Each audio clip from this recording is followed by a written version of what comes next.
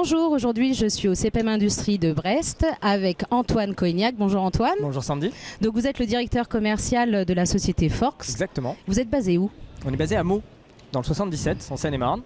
Et on fabrique et on conçoit des robots AMR. Et vous êtes combien à peu près? On est aujourd'hui 25 chez Forx.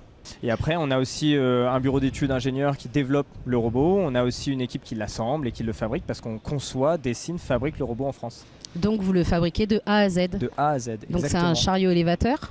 C'est un chariot élévateur autonome. Sur une base de Gerber. On vient en fait fluidifier les process dans l'entreprise où on vient déplacer des colis d'un point A à un point B en automatique. Donc énormément de trajets qui sont répétables dans les entreprises toute la journée. Avant, un opérateur pouvait effectuer ce genre de trajet et aujourd'hui ça peut être automatisé et l'opérateur peut donc se consacrer à autre chose qui a plus de valeur ajoutée pour l'entreprise. D'accord. Et donc du coup c'est de la location? C'est une base de location, exactement. Ouais, on a une offre de location relativement flexible. On va de 12 à 48 mois. D'accord. Et ça permet de donner une grande accessibilité à la solution. Où aujourd'hui, ça demande quand même beaucoup de budget à pas mal d'entreprises qui veulent s'équiper de ce genre de solution. Le business model de la location leur permet d'avoir accès à une solution automatisée très vite et très facilement. Et donc c'est qui va vous louer ce type de robot? Aujourd'hui, notre cœur de cible, c'est la PME. Parce que c'est eux qui principalement sont entre guillemets privés de cette solution par les barrières classiques de budget, d'investissement qui se collent à ce type de solution autonome. Mais on arrive à séduire aussi des grands groupes. On travaille aujourd'hui notamment pour Daher, fabricants industriels en PME également. Donc on a aussi bien des grands groupes qui adorent notre simplicité, comme on a des PME qui aiment notre accessibilité. D'accord. Et donc quand on vous loue ce type de matériel, il y a tout un cheminement pour que l'opérateur et la machine soient en coordination. En mise en place, voilà, oui. C'est extrêmement simple. En mise en place, quand on arrive, en fait la mise en place aujourd'hui, ça va de 1 à 2 jours. Ça ne déplace pas une grosse équipe, on est généralement 2 disponibles en fait, sur site. Il y a 3 grandes étapes. La première, c'est la cartographie. On vient cartographier l'environnement dans lequel l'AMR va évoluer. Exactement. D'accord.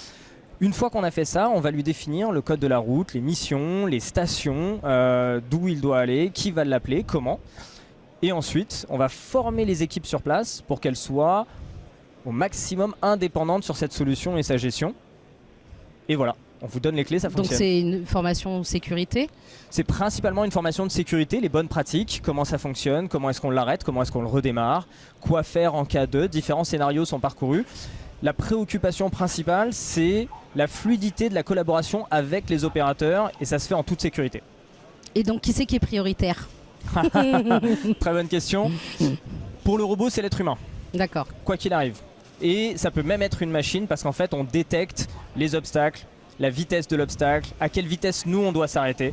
Le robot, il ajuste sa vitesse en conséquence, il peut contourner un obstacle, il est vraiment conscient de son environnement. Dans les bonnes pratiques, on conseille souvent de laisser la priorité à l'AMR. D'accord.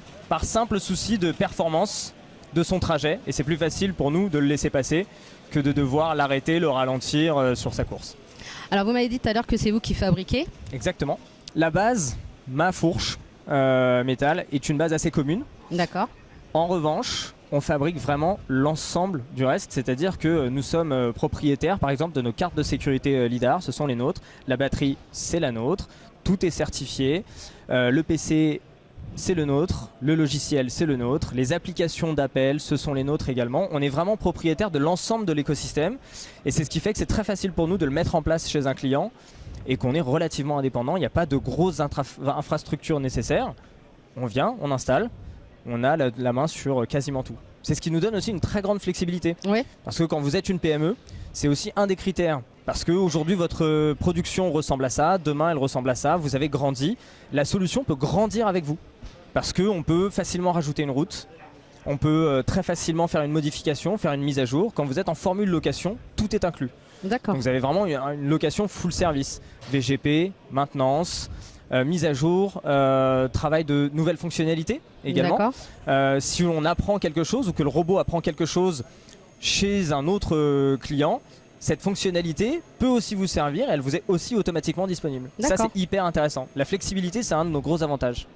Vous êtes les seuls en France? Avec notre business model de location et cette accessibilité, oui. Aujourd'hui je pense que c'est très compliqué pour une PME de trouver une offre aussi attractive. que la nôtre. Ouais. Aussi compétitive, ça va être dur. Ça coûte combien à peu près une location? Ça va commencer à 50 heures de roulage par mois. Ouais. Et ça va vous coûter 950 € par mois de location sur un AMR comme celui-là. Mais on peut monter, en fait, vous payez ce que vous roulez. Dans l'idée, si vous roulez 100 heures par mois, 150 heures par mois, le forfait s'ajuste. Ce qui est hyper attrayant parce que vous avez des pics d'activité, votre forfait s'ajuste. Et vous avez des baisses d'activité, votre forfait s'ajuste également. Donc c'est assez intéressant. Oui, c'est très compétitif. Ouais. Exact. Quel est le délai moyen d'une intervention?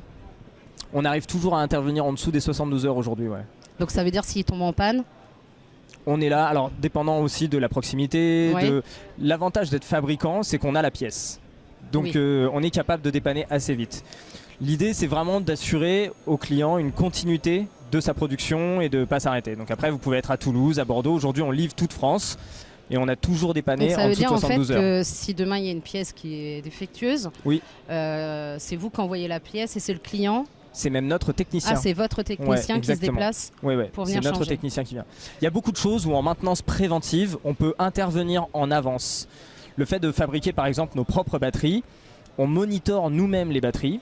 Et de là, on peut aussi prendre l'initiative de vous appeler et de vous dire que nous avons vu quelque chose, parce que le robot en est conscient, et donc on peut vous dire, on a vu quelque chose, on vient, on intervient et on change nous-mêmes la pièce. Donc il y a un système de charge, il faut bien qu'elle se recharge cette machine pour fonctionner. Exactement. Donc ça se passe comment?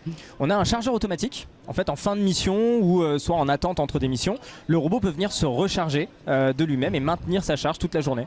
D'accord. Je vais tenir, avec une batterie, je peux tenir un shift de 12 à 14 heures. Ça va dépendre de la charge, des colis que l'on a à transporter, de la charge de travail que l'on a. Et il me faut en charge automatique 3-4 heures pour recharger à 100%. D'accord. Alors tout à l'heure j'ai entendu, donc c'est un homme qui parle. Est-ce que éventuellement il y a des voix de femmes? Alors aujourd'hui on n'a qu'une seule voix pour tout le monde parce que le software est unique dans tous les robots. Oui, on peut effectuer des changements. Aujourd'hui, on n'est pas allé jusqu'à la voix, on pourrait le faire. Ce qu'on a fait par contre, c'est donner la possibilité aux gens de s'approprier le robot via le nom. Donc on a des clients qui n'ont pas une référence Forx 23 écrit sur leur machine. Ils ont Tintin, Milou, Tentacool, des noms de Pokémon, ce qu'ils veulent, pour s'approprier le robot et c'est devenu un collaborateur chez eux aujourd'hui. Il parle que français ou on peut lui instaurer d'autres langues? Vous pouvez lui demander n'importe quelle langue. N'importe quelle langue. Donc ça c'est un système de mise à jour qui se fait au moment de quand on passe un contrat de location. On pourrait vous mettre une interface, si vous aviez un site à l'étranger et qu'on allait jusque là. Aujourd'hui on est vraiment localisé France sur le marché français. Mais changer de langue c'est pas très compliqué. Ok. Merci. Avec plaisir, merci à toi. Et très bon salon. Merci, ça va être super, ça s'annonce très bien. Merci.